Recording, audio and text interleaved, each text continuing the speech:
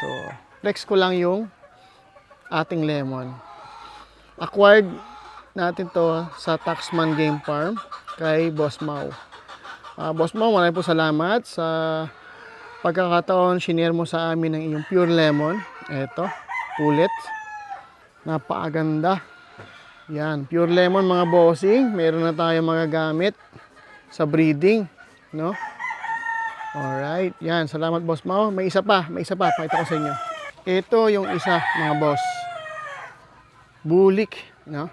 Siyempre, kukuha tayo ng bulik dahil sabi nga ni Boss Mau, bulik ang isa sa pinakamalapit sa kanya na magaan siya sa panalo. So, dapat meron tayo kasi siyempre, boss natin yan, idol natin yan eh.